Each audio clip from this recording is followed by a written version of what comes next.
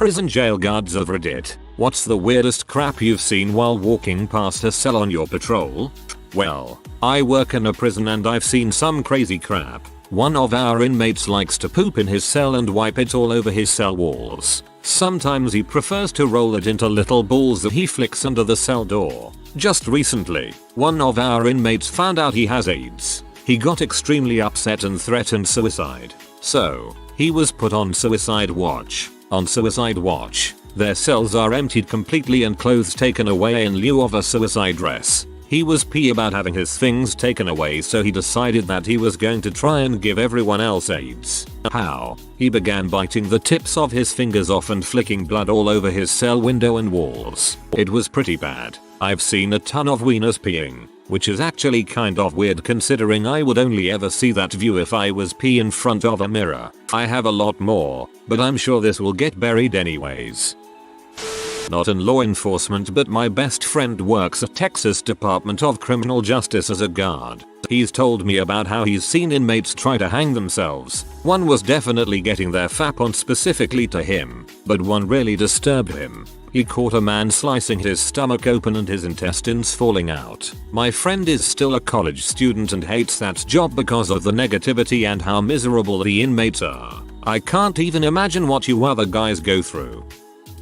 We had a guy who would let other detainees frick his colostomy hole. He was later sent to the med bay complaining about stomach pain and they found like 23 STDs in there. His name after that was Colostomy. County jail. We had a girl eating her own crap. One smeared crap on her face like a mask. One guy a few years ago used his crap to draw swastikas on his forehead and all over his cell walls. I saw a guy get his head stomped. He lived. We had a guy that used his crap as hair gel. A guy that swallowed batteries every chance he got. We had a cutter who would cut his skin. I guess for satisfaction or something. Went too deep and nearly bled to death. The guy who pulled his jugular out and told the surgeon not to bother because he'd pull it out again. We had a guy that knocked a steel door off its hinges. Granted, the hinges were probably old and rusted. That ISO cell was barely used. We had a guy with a colostomy bag that would routinely pull his intestines out from the bag hole. Had the guy that would stand there and finger his butthole for months at a time. The Mexican that was detoxing from alcohol and had no idea what universe he was in. He was constantly feeling around the cell and wore the skin off his fingertips and broke his wrist punching his reflection in the metal mirror. I saw the guy being dragged butt naked by his ankles down the main hallway and said, "I'm gonna make this a job for you all," and started crapping himself. The one that really sticks out in my memory is the franchise owner of a Maryland fried chicken got arrested for DUI and she got put in a holding cell with a homeless crack W. She nearly passed out from the smell of the crack W. There's probably more. Not as much butt stuff or debauchery stuff. A lot of mental health stuff. It's hard dealing with them sometimes.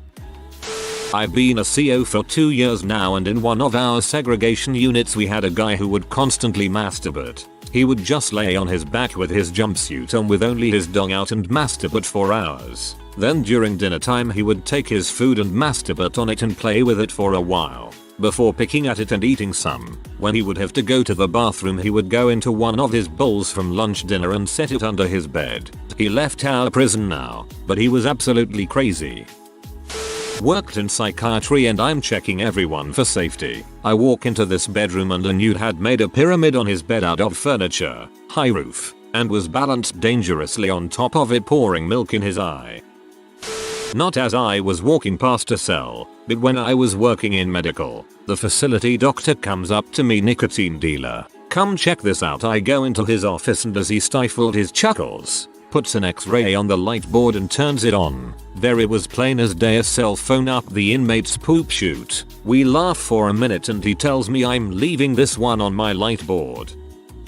I wrote inmate violence tracking software for the Florida government about 15 years ago. It tracked inmate on inmate, inmate on guard, and guard on inmate violence. It aggregated these numbers by prison. So a guard would witness violence while on the job and would then log into my system to report on it. So on that form I had an unexplained weird crap happen type button. So the moment I got to work in the morning I would do a SQL query where weird shit equals true. I have about a billion stories, but the one that sticks out in my mind was the guy that shot arrows at another inmate across this Oz type cell block. He had cut arrows out of a toilet brush, wrapped toilet paper and crap on the end of the arrow, set it on fire and then shot it at an inmate he disliked with some makeshift bow. Sorry for the grammar but I am on my phone. I work in a maximum security prison. I'd have to say it was probably in our segregation unit. As I was walking by this guy's cell he stops me and shows me a string hanging out of his mouth. I'm of course wondering what the heck he is doing and then he starts pulling on it, and the strong doesn't seem to go anywhere. I immediately cuff him up and haul him off to healthcare where they find a paper clip folded up at like a fish hook. He swallowed it and got it lodged into his esophagus. The same guy also liked to shove crap up his dong. Staples, pins, paper clips, plastic utensils and chicken bones. He shoved everything in it. So much stuff that he had to have his stomach cut open so the doctors could get to his bladder and unclog it. Then when he would be done with surgery he would rip out his stitches and stick his hand inside his stomach and play with his intestines. Once this happened a couple separate times the doctors finally just decided to stop stitching him up. I'm assuming it was some kind of colostomy bag that they hooked up to him and then they basically just left the hole open and had him on 4-point medical restraints for 23 hours a day. It's estimated that the guy cost taxpayers nearly $28 million in medical expenses. I work in a psych hospital for the criminally insane. Basically the same thing as a CO, but we can't defend ourselves if we get attacked. Oh, and they are diagnosed with a mental illness. One time I was watching someone sleep, for behavioral reasons. We will call him Bob. Bob is dead asleep, snoring away at 3 AM. Suddenly wakes up, and yells our new leader is Megatron and goes back to snoring. It was reported he watched Transformers that day. Not a guard but went to jail for a month. They were smoking potato skins that they dried out from baked potatoes and would smoke it in Bible paper.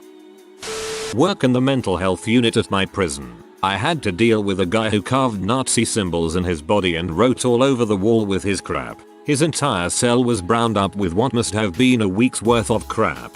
Had an inmate who can't feel his legs slice open his femoral artery. He then proceeded to use it as a weapon against officers trying to save him. Wasn't there for it, but we have an inmate who would regularly stage suicide attempts in order to get what he wants. He has bed sores, and on multiple occasions he's tugged at them until he could wiggle some intestines out. No feeling below shoulders. One time he went too far, gravity took effect, and his entrails came tumbling out. I was doing some student teaching in a max security juvenile prison. These kids were serial rapists, arsonists, and even murderers. I have two stories. The first is that the library became very important to these kids. They would hoard books in their cells and it would give them power over one another if they had a book in the series that another kid was reading. A fight over a book ensued. It was a new book and there was only one copy. One day there was an all call to the common area and before the guards could stop him, one of the kids smashed and broke the other kid's skull against the concrete floor. Blood everywhere, over a book. The other time, which I will never forget, also involved a kid getting his head crushed. Every single door in this facility was opened from a control room at the front of the building. Sometimes you would have to hit a buzzer and look into the camera to get the person in the room to release a lock so you could swing the door open. All of the doors swung open except the ones on the quads. The kids were kept in 4 separate blocks, called quads, with sliding doors. One of the guards was leaving a quad and used his walkie-talkie to have the control room close the sliding door. The door began to close behind him and he started walking away. A student in the quad decided to peek out into the hall as the door was closing and got his head crushed in the door because the control room couldn't see him and stop the door before it happened. Fricked up, man. Not me, but a guy I worked with was a CO for 8 years but gave it up for a better paying job. In Idaho, he said the craziest thing that ever happened was he was on charge of escorting prisoners to see the counselor and noticed over a period of time that a certain prisoner was going to the counselor's office a bit more than usual. The prisoner was a huge guy with big muscles and probably 6'5". Most prisoners would be in this counselor's room for 30-minute sessions, feet cuffed and handcuffed. And one day he just happened to notice he didn't see them in the room through the window, but he heard a sound. A light wisp of a sound that there may be a struggle while doing his rounds. He barged in and right behind the door the male counselor was sucking the prisoner's dong at the door and hit the back of the chair, shoving his dong down his throat and causing the counselor to choke. The counselor begged him not to say a word, but he had to. He said prisoners were fricking not only with other inmates but with the staff as well. I had no idea. Non-butt or poop story. I worked at a county jail for an internship during my last semester at college. School and the jail were over 100 miles from my hometown. One night doing rounds on one of the more secured units, one of the inmates called me over and just started a regular conversation with me. In the middle of talking he asked about my mother by name. Okay, maybe he just got lucky and guessed her name. The inmates only know our last names and no one called each other by their first names. I'm curious at this point. I play along and say she's doing well. He then goes on to ask me about the rest of my family including my dog all by name. Now I am freaked out and I look up his information. Guy's not even from the same state. To this day don't know how he got all that information. Just started as a CO and on my first day after training I had to help strap a guy who was covered in his own crap into a restraint chair. He was hitting his head on the wall, so we moved him to the padded cell where he is under direct supervision as well as on camera. He stripped naked and smeared his crap on the window and on the camera lens. We needed to keep an eye on him, so we went into his cell and restrained him. He fought a little bit but didn't need to since he was covered in crap the whole time. Assuming since I was new, he kept telling me I had a pretty mouth. That was my first actual day. A few years before I got on, there was a man who came into the drunk tank to detox for a few hours. He was to be released with no real charges pressed against him. He had been taken in on drunk in public. He killed another man while in the holding cell by wrapping his shirt around the man's neck and choking him to death. The officers on duty at the time heard the other 3 people in the cell start to yell a few minutes after it happened. I can only assume that's when one of them either woke up or was about to become the second victim. A man who was supposed to be there about 6 hours hasn't left since. His trial is just wrapping up and all things point to him leaving in the next few weeks for prison. He's remarkably normal to talk to. He has also never once denied what he did. I once saw the guy take a pencil out of his butthole and stab himself in the eye with it. I was an intern at a county jail. Dude was facing life, perhaps death penalty, in prison, and he was desperately trying to get transferred to a medical hospital so he could try to escape. He was complaining about some medical problems and I just got through telling him that he was not going to the hospital when it happened. Needless to say, he went to the hospital. He came back from the hospital in worse shape than he went in because he got the crap beat out of him when he tried to escape. Worked in a county jail for years. Worked in administrative isolation units a lot. The whole county jail's version of the shoe. When I worked nights, I used to walk the tear and do count. Each cell had 1 inmate. Not very hard. It was night and the lights were off, so I had to shoot my light into the cell to illuminate it. Over the years I saw some pretty crazy crap. I saw a guy slamming himself with a pencil in a 1056A. I saw dongs being tugged on constantly. I saw guys pee and crapping on themselves infrequently, but it happened. But one time really sticks out in my mind. I am doing my count and I flash the light into a cell. In the cell, the sole occupant is completely naked and spread eagle on the top bunk with his starfish facing the cell door window. He was furiously beating his dong with his right hand, and his left hand was wrist deep in his poor butthole. I stopped, watching his movements in the harsh light of my LED flashlight, and the inmate turned his head and peered into my soul. I kept walking. A few hours later, I conduct another count and I'm dreading looking in the cell. I glance in. Dude is sitting at the desk fully dressed with his reading glasses on looking over the newspaper. He looks up, gives me a head nod, and says what's up. Dep, just another day for him. Nothing to see here. I worked at a theater internment facility in Iraq. Doesn't get much weirder than seeing a nearly 5'4" tall Iraqi that's easily 200 pounds of pure muscle grab a 6' 300 pounds piece of crap Iraqi guard and throw him off of a catwalk 15 featuring above a concrete recreation area onto a ping pong table. The weirdest part was how none of the other Iraqi guards gave a crap. The guy that did the tossing was never punished. My girlfriend is a social worker and sometimes needs to visit jails and holding cells. One time she was being guided by some guards through the jail cells under the magistrate's court, and in one cell there was a big picnic blanket on top of what looked to be 2 bodies. Obviously horrified, she asked the guard what was under the blanket, and as soon as she did, 2 women ripped away the blanket and continued to eat one another out in front of everybody. Apparently they did not know one another, weren't there for the same reason, and just started to give each other some head. It sounds like a lot of these people shouldn't be in general population. Is it really that hard to get into a more psychological based location, or is there mental instability due to their incarceration, which should also make you question the system a bit? Too much effort to care for them in a psych ward, I guess. Keeping mentally ill people locked up sounds pretty cruel and unusual to me, but our mental health system in the USA is crap. We had panic buttons, meant for emergency use only. We received a distress on one of the buttons, and I was the first responder. I ran into the section, and there was a fellow guard standing in front of a closed cell, zombified, and pressing the panic button repeatedly. I pushed him out of the way to see what was going on inside, and there were 2 guys, cellmates, sitting nude, cross-legged, and each was fapping the other. I asked them what the heck's going on, and I will never forget the response. "We're just sitting here jacking off, and that mother won't stop watching us." I work in a women's facility and spend most of my time in our acute and subacute area, which is for mental illness and low functioning individuals. I've seen more gross naked flesh than I could ever wish to view. I remember one time we had someone who was on dry cell due to them attempting to flood their cell. So this individual would crap in the middle of the floor. She would attempt to eat the trays meals were served on, so she was given finger foods on trays. With this she received tortilla for a carb source. Grossest thing I've seen to this day. That night she had crap tacos.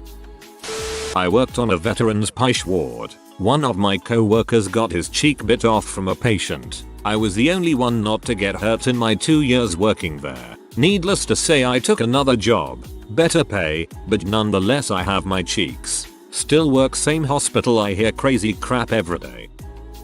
Years ago I was actually a patient in a mental hospital after a suicide attempt, and my roommate had a night nurse that sat between us as we slept to make sure the other girl, who was prone to hurting herself at every chance, didn't do so. I actually found comfort in having someone watching over me as I slept because, as a female, I feared the males, who lived in the same hall, wandering into my room at night after having a bad experience once. Anyway, I was sound asleep and was woken up by screaming and my bed being knocked around. The roommate had hidden her hairbrush that was given to her by the hospital and secretly broken it at the thin neck part and had started slicing herself all over with the sharp point. Blood was everywhere. 3 large orderlies came in to hold her down and gave her a sedation shot. There was also a large, young black girl who walked around singing in the halls and into corners all day and night. It drove me nuts. I tried to have conversations with her, but she was out of it. I'm guessing a bad drug trip.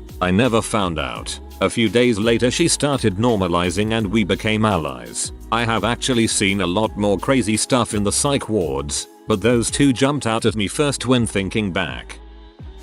It has been 15 years since I was a CO, but this one comes to mind. 3rd shift. My pod was mostly AM kitchen workers. Saw a new name on my roster in a cell by himself. Didn't know him. It was a quiet pod with not much bulls going on, and the count office usually kept that in mind when moving inmates into it. After 2 AM count I saw his lights turn on. A little while later he calls out, "Hey CO, I need to talk to you," so I finish my coffee, grab my flashlight and head over there. I look through the window and he's sitting on his bunk pumping blood from the big vein in the crook of his elbow saying, "The angel told me to do it." Turns out he had just been released from psych observation and hadn't been showing up to pill call. Frick, what a mess. By the time medical had the bleeding stopped and was taking him out, he had bled out enough that he was turning grey and passing out. He later kited me to thank me for saving his life.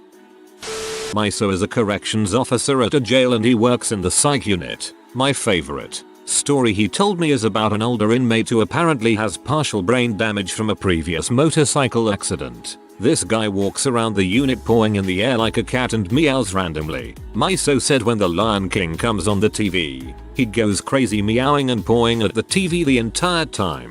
He's also apparently soft spoken and nice from what Miso describes, but when you talk to him he acts like a cat. He tells PPL to call him Simba BTW. One time he was on the phone and another inmate walks up to him and proceeds to rush him.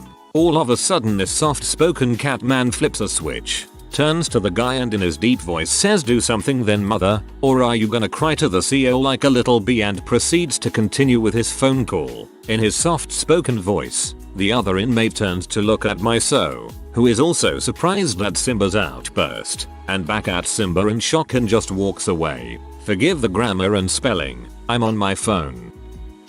The guitarist of my band is a prison guard. I asked him the question. I've seen a guy softening pasta in his toilet before cooking it and serving it to a dozen other guys. A gay guy decorate his room like a teenage girl. I've had to tug a war with a towel covered in crap with a guy. Guys, toilet pasta. If you are new to the channel, you can subscribe. I publish new videos every day. Until then, check another video.